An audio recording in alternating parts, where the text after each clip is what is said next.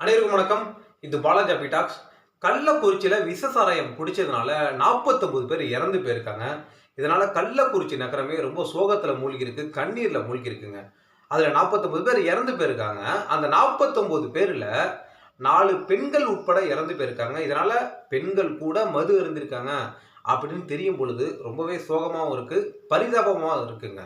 ரொம்பவே ஒரு பரிதாபமாக தான் இருக்கு. இன்னும் 108 பேர் ரொம்ப சீரியஸா இருக்காங்க. அதுல பல பேருக்கு கண் பார்வை போயிடுச்சாம். மீண்டும் அந்த கண் பார்வை கிடைக்குமான்னு தெரியல. இனிமேல் அவங்க வாழ்க்கையில எப்படி வாழப் போறாங்கன்னு தெரியல. அதெல்லாம் நினைச்சு பார்த்தா ரொம்பவே நமக்கு மனசு ரொம்ப கஷ்டமா இருக்கு. இன்னும் சில பேர் இறக்கிற நிலையில இருக்காங்க அப்படின்னு டாக்டர் எல்லாமே சொல்றாங்க. பலி எண்ணிக்கை அதிகரிக்குமா அப்படின்னு தெரியல. ஆனாலும் எல்லாருமே நல்ல பூரண குணம் அடைய இறைவன்கிட்ட நம்ம எல்லாருமே வேண்டிப்போம் ஃபர்ஸ்ட்டு. ஓகேவா? வெறும் ரூ. 60 பாக்கெட்டு சாராயத்தை வாங்கி அடிச்சுட்டு ரொம்பவே கஷ்டப்பட்டு இருக்காங்க. ரொம்பவே கஷ்டப்படுறாங்க. துடிக்கிறாங்க வேதனையில.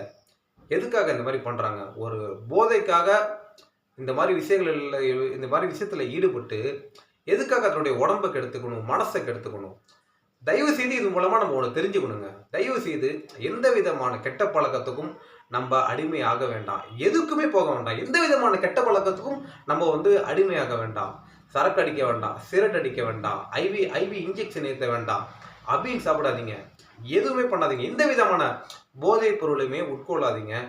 இப்படி இருந்தால் நம்மளுடைய உடம்பு நல்லா இருக்கும், ஆரோக்கியமா இருப்போம், நம்மளை சுத்தி உள்ள எல்லாருமே நல்லா இருப்பாங்க அப்படிங்கிறத ஃபர்ஸ்ட் நம்ம தெரிஞ்சுப்போம். இது மூலமா தெரிஞ்சுக்கக்கூடிய ஒரே விஷயம் என்ன அப்படின்னா, நம்ம எந்த விதமான போதை பழக்கத்துக்கும் அடிமையாக கூடாதுங்க. இப்போதைக்கு கள்ளக்குறிச்சியில என்ன நடந்தது அப்படிங்கிறத இந்த வீடியோல நம்ம டீட்டெயிலாகவும் ஷார்ட்டாகவும் பார்க்கலாம் வாங்க.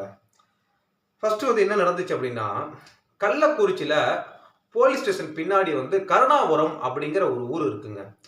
அந்த ஊர்ல கடந்த 18ஆம் தேதி சாயங்காலம் ஒரு 6 மணிக்கு சுரேஷ் அப்படிங்கிற ஒரு நபர் தான் ஃபர்ஸ்ட் கள்ளச்சாராயம் வாங்கி குடிச்சிருக்காரு. பாக்கெட்டில் அடைத்து விற்கப்பட்ட கள்ளச்சாராயத்தை வாங்கி அவர் தான் குடிச்சிருக்காரு. அந்த ஊர்லயே ஃபர்ஸ்ட் அந்த நாள்ல அவர் தான் குடிச்சிருக்காரு. மத்த யாருமே குடிக்கல. அவர் தான் குடிச்சிருக்காரு. குடிச்ச உடனே அவருக்கு கண்ணெல்லாம் எரிய ஆரம்பிச்சிருச்சு. வாயெல்லாம் எரியுது. திடீர்னு மயக்கம் போட்டு விழுவுறாரு. கொஞ்ச நேரத்துல கண் பார்வை போயிடுது. ரொம்பவே சீரியஸா இருக்காரு.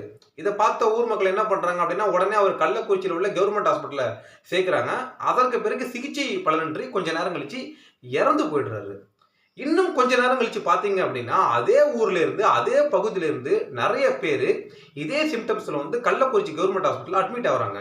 கண் எரியுது, வாய் எரியுது, ரத்தம் எடுக்கிறாங்க.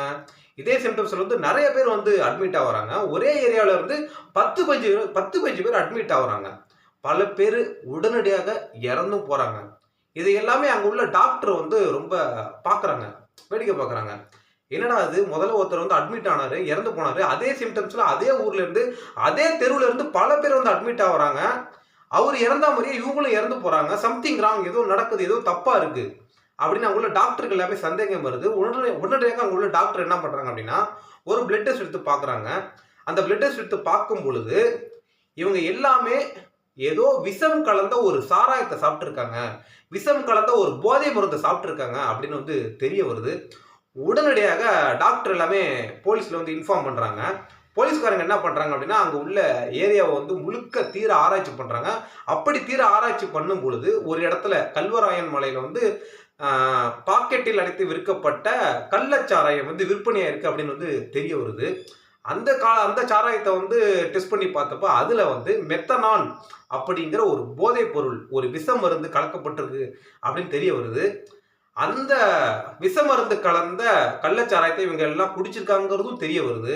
அதனால இவங்களுக்கு இந்த மாதிரி உடம்புல பிரச்சனை ஏற்பட்டு இறந்து போயிட்டு இருக்காங்க அப்படிங்கிற விஷயம் தெரிய வருதுங்க. உடனடியாக கள்ளச்சாராயத்தை காய்ச்சறத அந்த இடத்துல ஸ்டாப் பண்றாங்க. கள்ளச்சாராயம் விற்கிறவங்களையும் கைது பண்ணி போலீஸ்ல இப்ப அடைச்சிட்டு இருக்காங்க. அது ஒரு பெரிய லிங்க் மாதிரி போயிட்டே இருக்கு. இவரை காமிச்சா இவன் கை காமிக்கிறான், இவனை கச்சா இவன் கை காமிக்கிறான், இவர் தான் விற்க சொன்னாரு, இவர் தான் விற்க சொன்னாருன்னு சொல்லி கை காமிச்சிட்டே இருக்காங்க. அந்த மெத்தனான் அப்படிங்கிற போதைப் பொருளை எங்க வாங்கியிருக்காங்க அப்படின்னா, பாண்டிச்சேரியிலிருந்து இறக்கியிருக்காங்க. ஸோ அந்த பொருள் தான் மூலப்பொருள். அதை வச்சு தான் கள்ளச்சாராயம் தயாரிப்பாங்க. தயாரிச்சிருக்காங்க, பாக்கெட்ல அடைச்சி வித்துருக்காங்க. அங்க உள்ள மக்கள் எல்லாமே வாங்கி குடிச்சிருக்காங்க. குடிச்சதுனால நிறைய பேர் இறந்துட்டு இருக்காங்க. இன்னும் ரொம்ப பல பேர் சீரியஸா இருக்காங்க. ரொம்ப ரொம்ப சீரியஸா இருக்காங்க. டாக்டர் எல்லாமே முடிஞ்ச அளவுக்கு எங்களால் காப்பாற்ற முடியும்னு சொல்லி நம்பிக்கையாக காப்பாற்றிட்டு இருக்காங்க. மற்ற நோயாளிகளை எல்லாமே பாண்டிச்சேரியில் உள்ள ஜிப்மர் ஹாஸ்பிட்டலில் சேர்த்து தீவிர சிகிச்சை கொடுத்துட்ருக்காங்க. அவங்கள எல்லாமே காப்பாற்றி ஆகணும்னு சொல்லி. ஸோ இதனால் அவங்க எல்லாமே ரொம்ப கஷ்டப்படுறாங்க. ஒரு 60 ரூபா சரக்கு பாட்டில், ஒரு 60 ரூபா சாராய பாட்டிலை வாங்கி குடிச்சிட்டு இந்த அளவுக்கு அவங்க ரொம்ப கஷ்டப்படுறாங்க. இப்போ இதனால் அவங்களுடைய உடம்பு பாதிக்கப்பட்டுச்சு, வேதனையில் துடிக்கிறாங்க, அவங்களுடைய குடும்பம் பாதிக்கப்பட்டிருக்கு, அவங்களுடைய குழந்தைகள் இன்றைக்கி நடுத்தருவில் நிற்கிறாங்க. என்ன பண்ணுறதே தெரியாமல் ரொம்பவே பார்க்குறதுக்கும் கேட்குறதுக்கும் ரொம்பவே சோகமாக இருக்குங்க. இதையெல்லாம் பார்த்த முதலமைச்சர் ஸ்டாலின் அவர்கள் இப்போ என்ன பண்ணியிருக்காரு அப்படின்னா, ஒரு 10 லட்சம் ரூபாய் நிவாரண உதவி பண்ணியிருக்காரு. 10 லட்ச ரூபா ஃபேமிலிக்கு கொடுக்கலாம்னு சொல்லி ஒரு முடிவு பண்ணியிருக்காரு. இதை பார்த்த மக்கள் எல்லாமே என்ன சொல்கிறாங்க அப்படின்னா, முதலமைச்சர் ஸ்டாலின் அவர்கள் வெறும் 10 லட்சம் கொடுக்கறதோட மட்டும் இருக்கக்கூடாது, உடனடியாக கள்ளச்சாராயம் காய்ச்சறவங்களை எல்லாத்தையுமே அரெஸ்ட் பண்ணணும், கள்ளச்சாராயத்தை டோட்டலாக தடை பண்ணணும், அது மட்டும் இல்லாமல் டாஸ்மாகே ஒழிக்கணும், இன்னும் சில வருஷத்தில் கள்ளுக்கடையை கொண்டு வாங்க. ஏன்னா இப்போ டாஸ்மாகில் குடிக்கிறதுனாலையும் உடம்பு கெட்டு போகிறது, பல பேர் இறந்து போகிறாங்க, கள்ளச்சாராயம் சாப்பிட்டா உடனடியாக இறந்து போகிறாங்க. இதனால் குடும்பங்கள் எல்லாமே பாதிக்கப்படுது, நம்மளுடைய கலாச்சாரமே அழியுது. அதனால் டோட்டலாகவே இந்த சாராயத்தை டோட்டலாகவே ஒழிச்சிருங்க, மது பழக்கம் யார்கிட்டையும் இருக்கக்கூடாது, கள்ளுக்கடையை கொண்டு வாங்கன்னு சொல்லி நிறைய மக்களே இப்போ நிறைய விஷயங்கள் சொல்லிட்டு இருக்காங்க. இதற்கு தமிழ்நாடு அரசாங்கம் என்ன பண்ணுறாங்க அப்படிங்கிறத பொறுத்து இருந்து தாங்க பார்ப்போம். நிறைய மக்கள் எல்லாமே இப்போ என்ன சொல்கிறாங்க அப்படின்னா, இந்த சாராயம் குடித்தவங்க மேலே அவங்க இறக்கப்படவே இல்லை. இவங்க இறந்து போனதை நினச்சி பல பேர் இப்போ இறக்கப்படுறாங்க, வருத்தப்படுறாங்க. சட்டசபையில் கூட இரங்கல் தெரிவித்தாங்க. ஆக இறந்து போயிட்டாங்க, பாவம், அவங்களுக்கு கண்ணீர் அஞ்சலி செலுத்துகிறோம்னு சொல்லி. இதை பார்த்த மக்கள் எல்லாமே செம்ம டென்ஷனில் இருக்காங்க. ஏப்பா, அவங்களுக்கு போய் கண்ணீர் அஞ்சலி செலுத்துறீங்க, அதுவும் சட்டசபையில்? அவங்க என்ன மகான்களா? அவங்க என்ன தேசத்துக்காக உழைச்சவங்களா? அவங்க என்ன இராணுவ வீரர்களா? அவங்க இந்தியாவோட எல்லையில் நின்று போராடி குண்டடிப்பட்டு இறந்தவங்களா? அவங்களுக்கு போய் நீங்கள் இறக்கம் காட்டுறீங்க அப்படின்னு சில பேர் அவங்க மேலே கோவப்படுறாங்க. அவங்க எல்லாமே குடிகாரவங்க, குடிச்சிட்டு திமிரா இறந்து போயிருக்காங்க. அவங்களுக்காகலாம் நீங்கள் பரிதாபப்படாதீங்க, இறக்கப்படாதீங்கன்னு சொல்லி பல மக்கள் கோவப்படுறாங்க. அவங்க சொன்னதில் ஒரு பாயிண்ட் உண்மை இருந்தாலும் அதை எல்லாமே ஏற்றுக்க முடியாதுங்க. என்னதான் இருந்தாலும் அவங்களும் ஒரு மனுஷங்க. ஏதோ ஒரு சுச்சுவேஷன் சரியில்லை, அந்த டைமில் சரக்கு அடித்தாங்க, மது அருந்துனாங்க, அந்த மருந்தில் ஒரு விஷயம் கலந்துருக்கு, அதனால இறந்து போயிட்டாங்க. அதுக்காக அவங்கள ரொம்ப ஏளனமாக பார்க்குறது ரொம்ப தப்பு.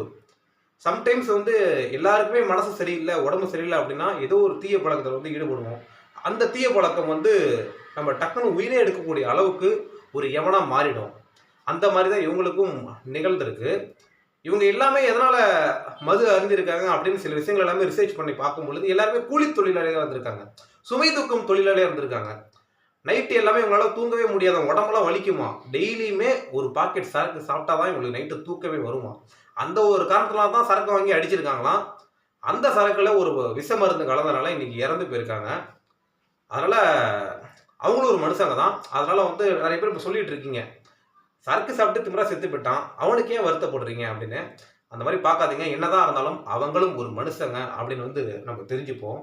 கன்ஃபார்மாக ஒரு விஷயம் நம்ம தெரிஞ்சுக்கணும். இதன் மூலமாக என்ன தெரிஞ்சுக்கணும் அப்படின்னா, தயவு செய்து யாருமே எந்த விதமான கெட்ட பழக்கத்துக்கும் அடிமையாகாதீங்க அப்படின்னு நம்ம தெரிஞ்சுப்போம். எந்த விதமான கெட்ட பழக்கத்தையுமே அடிமையாக வேண்டாம், எந்த விதமான கெட்ட பழக்கத்தையுமே அடிமை வேண்டாம். கள்ளச்சாராயம் மட்டும் இல்லை, டாஸ்மாக் பக்கம் கூட யாருமே போகாதீங்க. இந்த விஷயத்தில் நம்ம ஒன்று கவனிக்கணும். இப்போ தமிழ்நாட்டில் ஒரு ரிசர்ச் பண்ணி பார்த்தப்ப யார் அதிகமாக மது அருந்துறாங்க அப்படின்னு பார்க்கும் பொழுது, சுமை தூக்கும் தொழிலாளியாக உள்ளவங்க, கூலி தொழிலாளியாக உள்ளவங்க, துப்புரவு பணியாளர்கள், இவங்க தான் அதிகமாக மது அருந்துறாங்க அப்படிங்கிற ஒரு நியூஸ் வருது. ஏன்னா இவங்களாம் ரொம்ப ஹார்ட் ஒர்க் பண்ணுறாங்க, நைட்டெல்லாம் முதுகெல்லாம் வலிக்க, மூட்டை தூக்குறப்ப அந்த வலியை போக்குவதற்காக தான் சரக்கு அடிக்கிறாங்க, அப்போ தான் தூக்கம் வருது அப்படிங்கிற ஒரு நியூஸ் எல்லாரும் கேட்டிருப்பீங்க. ஆனால் இது ஒரு பொய் அப்படின்னு தாங்க சொல்லணும். உண்மையாகவே பொய் அப்படின்னு தான் சொல்லணும். சயின்டிஃபிக்கல்ட்டாக ஒரு விஷயம் சொல்கிறேன். நம்மளுடைய முன்னோர்கள் எல்லாருமே பழங்காலத்தில் ரொம்ப ரொம்ப ஹார்ட் ஒர்க் பண்ணியிருக்காங்க, சும தூக்கியிருக்காங்க, நாள் ஃபுல்லாக சும தூக்கும் வேலை தான் பார்த்துருக்காங்க, விவசாயம் பண்ணியிருக்காங்க. ஒரு 200 கிலோ பாறையை அசால்ட்டாக ஒரு நாள் ஃபுல்லாக தூக்கிட்டு ட்ராவல் பண்ணுவாங்களாம். அந்த மாதிரிலாம் இருந்திருக்காங்க. ஆனால் அவங்க நைட்டு தூங்கும் பொழுது மது அருந்தலை, எந்த விதமான கெட்ட பழக்கத்தையும் பயன்படுத்தலை, நார்மலாகவே தூங்குனாங்க. எதனால் தூங்குனாங்க? எதனால் அவங்களுக்கு தூக்கம் வந்துச்சு? ஏனென்றால் அவர்கள் நல்ல உணவு பழக்கத்தை எடுத்துக்கொண்டார்கள், அதே சமயத்தில் மனவளக்கலையை கற்றுக்கொண்டார்கள் அப்படின்னு தான் நம்ம தெரிஞ்சுக்கணும். அதுதான் உண்மை. ஒரு நல்ல உணவு பழக்கத்தை வச்சுட்டோம் அப்படின்னு வச்சுக்கோங்களேன், என்னதான் நம்ம வேலை பார்த்தாலும் உடம்பு வலிக்காது, நைட்டு நல்லா தூங்கலாங்க. அதனால் சயின்டிஃபிக்கல்ட்டாக ஒரு விஷயம் சொல்ல போனால், நீங்கள் கூலி தொழிலாக இருக்கீங்க, சுமதூக்கும் தொழிலாளியாக இருக்கீங்க, துப்புரவு பணியாளர்களாக இருக்கீங்க அப்படின்னா நல்ல உணவு முறையில் எடுத்துக்கோங்க. அப்படி நல்ல நல்ல உணவு முறையில் எடுத்துக்கிட்டீங்க அப்படின்னா நைட்டு வந்து உங்களுக்கு நல்ல தூக்கம் வரும். இப்போ உதாரணத்துக்கு தூக்கம் வரணும் அப்படின்னு வச்சுக்கோங்களேன், டெய்லியுமே கேழ்வரகு கம்பு சாப்பிட்டா நல்ல தூக்கம் வரும். நெல்லிக்காய் சாப்பிட்டா நல்ல தூக்கம் வரும். நெல்லிக்காய் வந்து காலையில் சாப்பிடணும், நைட்டு சாப்பிடக்கூடாது. அப்போ தான் உடம்பு ஸ்ட்ராங்காக இருக்கும். அது நைட்டு தூக்கம் வரதுக்கு நல்லா யூஸ்ஃபுல்லாக இருக்கும். மதியம் வந்து சாப்பாடில் அதிகமாக தயிர் சேர்த்து சாப்பிட்டா நல்ல தூக்கம் வரும். பாதாம் முந்திரி நிறைய எடுத்துக்கிட்டா நல்ல தூக்கம் வரும். இந்த மாதிரி உணவு முறையில மாத்திக்கிட்டா நமக்கு நல்லா தூக்கம் வரும். உடம்பு நல்லா ஸ்ட்ரென்த்தா இருக்கும். அதனால வந்து நீங்க தூக்கம் வரணும் அப்படிங்கிறதுக்காக சரக்கு அடிக்காதீங்க. அதுக்கு ஆல்டர்னேட்டிவா நல்ல உணவு முறை எடுத்துக்கோங்க. இன்னும் சொல்லப் போனா ஒரு நியூட்ரிஷன் டாக்டரை போய் பாருங்க. அவர் வந்து சொல்லுவாரு. தூக்கம் வருவதற்கான உணவுகள் எல்லாமே சொல்லுவாரு. அதெல்லாம் சாப்பிட்டு நல்லா தூங்குங்க. நீங்க தயவு செய்து வந்து சரக்கு அடிக்காதீங்க. அந்த போதைக்கு அடிமையாகாதீங்க. எல்லா கெட்ட பழக்கத்தையும் விடணும் அப்படின்னா, இன்னொரு விஷயம் நம்ம என்ன பண்ணணும் அப்படின்னா, யோகா பண்ணுங்க, தியானம் பண்ணுங்க. இதை வந்து நான் நிறைய வீடியோல வந்து திரும்ப திரும்ப திரும்ப சொல்லிக்கிட்டே இருக்கேன். என்னோட வீடியோ பார்த்த சில பேர்லாம் கேட்பாங்க, என்னப்பா எப்போ பார்த்தாலும் ஒரு கெட்ட பழக்கத்தை விடணும்னு சொன்னா உடனே யோகா பண்ணி தியானம் பண்ணுங்கிற. அதுதாங்க சொல்யூஷன், வேற எதுவுமே கிடையாது. உண்மைதான். மனசை வச்சா முடியும்னு சொல்றீங்களே, மனசை வச்சா விட்டுடலாம்னு சொல்றீங்க. அந்த மனசை எப்படி விட முடியும்? மனசு அலைவாயுது. அந்த மனசு அலைவாயத்தை எப்படி நிறுத்த முடியும்? அதை நிறுத்துறதுக்கு, அதை தடை பண்றதுக்கு ஒரு கயிறு மாதிரி ஒன்று வேணும்ல, அதுதான் யோகா தியானம். ஸோ அதை பண்ணுங்க. நம்ம எல்லா கெட்ட பழக்கத்துல இருந்து விடுபடணும் அப்படின்னா நல்ல உணவு முறைகள் கன்ஃபார்மாக வேணும். அதே சமயத்தில் நம்ம மனதை கட்டுப்படுத்தக்கூடிய அளவுக்கு யோகா பயிற்சி பண்ணுங்க, தியானம் பண்ணுங்க. இதெல்லாம் பண்றதுனால நம்ம எந்த விதமான கெட்ட பழக்கத்துக்கும் அடிமையாக மாட்டோம் அப்படின்னு வந்து தெரிஞ்சுப்போம். ஓகேவா? ஸோ மெயினாக இந்த கள்ளக்குறிச்சியில் உள்ள மக்கள் எதனால வந்து அந்த பாக்கெட் சாராயம் வாங்கி அடிச்சாங்க? உண்மையாக சொல்ல போனால் அவங்க எல்லாமே கூலி தொழிலாளியாக இருந்திருக்காங்க. அதனால தான் சாப்பிட்டு இருக்காங்க. இதுதான் வந்து ரொம்ப அடிப்படையான கருத்து, ஒரு மைய கருத்து இதுதான். அதனால வந்து இனிமேல் கூலி தொழிலாளியாக இருக்கீங்களா, நைட்டு நல்லா தூக்கம் வரணுமா, சரக்கு சாப்பிடாதீங்க. நல்ல உணவு முறையில் எடுத்துக்கோங்க. உங்களுக்கு நல்லா தூக்கம் வரும். ஓகேவா? அதனால வந்து ஒரு விஷயம் தெரிஞ்சுக்கணும் அப்படிங்கிறதா தான் நான் வந்து சொல்லணும்னு நினைச்சேன். ஓகேவா? இதுல வந்து ஒரு விஷயம் கத்துக்கிறோம். அதனால எந்த விதமான கெட்ட பழக்கத்துக்கும் அடிமையாக வேண்டாம் அப்படின்னு சொல்லி இந்த வீடியோ நான் முடிச்சுக்கிறேன். ஓகேவா? வீடியோ பார்த்த எல்லாருமே முடிஞ்ச அளவுக்கு எல்லாருக்கிட்டையும் ஷேர் பண்ணுங்க. அவங்களும் பார்த்து சில விஷயங்கள் தெரிஞ்சுக்க முடியும் நான் நினைக்கிறேன். ஓகேவா? உங்களுக்கு மனசுல ஏதாவது தோணுச்சு அப்படின்னா கமெண்ட்ஸ்ல சொல்லுங்க. ஓகேவா? மீண்டும் அடுத்த வீடியோல சந்திப்போம். மகிழ்ச்சி, சந்தோஷம்.